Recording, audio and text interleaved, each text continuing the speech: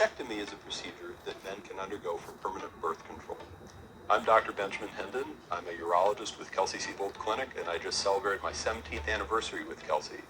It's typically done under local anesthetic in an office setting, and it involves one or two small punctures or openings in the scrotal skin to access the vas deferens, the sperm duct on each side. In the procedure, the surgeon will remove a segment from the sperm duct and seal both the testicular and the abdominal ends of the vas on both the right and left sides. The recommended technique for vasectomy, according to the American Urologic Association, is the no-scalpel technique. And with this approach, the physician performs a small puncture in the midline of the scrotum after anesthetizing the skin with some local anesthetic agent, similar to Novocaine or lidocaine.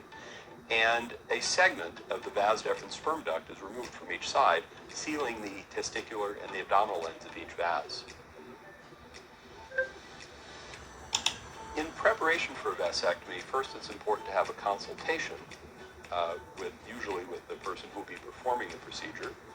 And it's important that men not take aspirin or certain over-the-counter anti-inflammatory agents, which can have something of a blood-thinning effect. I ask that my patients shave the area where we'll be doing the procedure the night before or the morning of, and I ask that they take a shower before they come into my office. Further, I ask that my patients eat breakfast and lunch on the day of the procedure so they don't get a low blood sugar or get hypoglycemic. The procedure generally takes under 20 minutes. Depending on the technique and the experience of the practitioner performing the vasectomy, it can take substantially less, and depending on the patient's anatomy, it can sometimes take longer. There's a little bit of discomfort during the procedure. As I like to say, I use local and vocal anesthesia when I perform the vasectomy. With the local anesthetic, most of my patients tell me that on a 1 to 10 pain scale, where 10 would represent the worst imaginable pain or discomfort, most of my patients will tell me that at the worst it's between a 1 and a 3, with at least 30% of my patients telling me it's a 1 or less.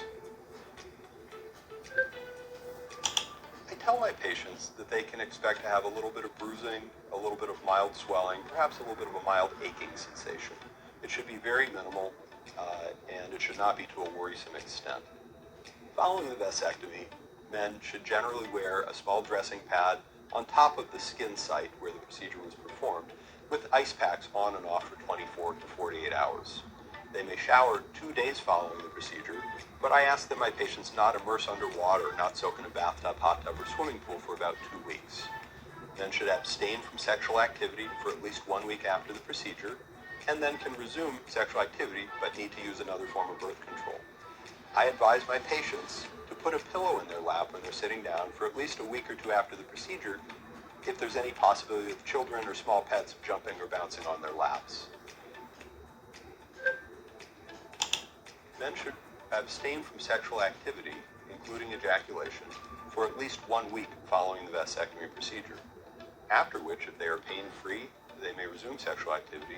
However, it is important to continue using birth control, contraception of some other form, until a semen sample has been cleared.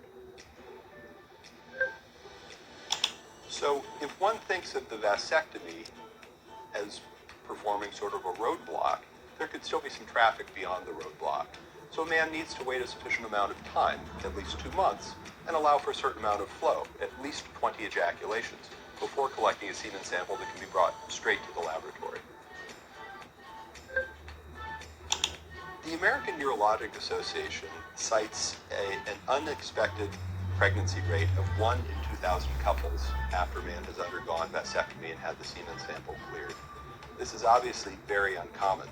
By comparison, couples who rely on oral contraceptives when the woman is taking the birth control pill, there's an unexpected pregnancy rate of at least 1 or 2%, and condoms have at least a 4 or 5% pregnancy rate when used properly. So vasectomy is many times more effective than these other forms of temporary birth control. The only other form of permanent contraception is bilateral tubal ligation, which is a procedure that women undergo. That is a more invasive procedure. It requires general anesthesia, and it's a transabdominal procedure. So the theoretical or potential risks are significantly greater, as well as the potential for discomfort. Vasectomy is potentially reversible, and there are options for men to biologically father more children after a vasectomy.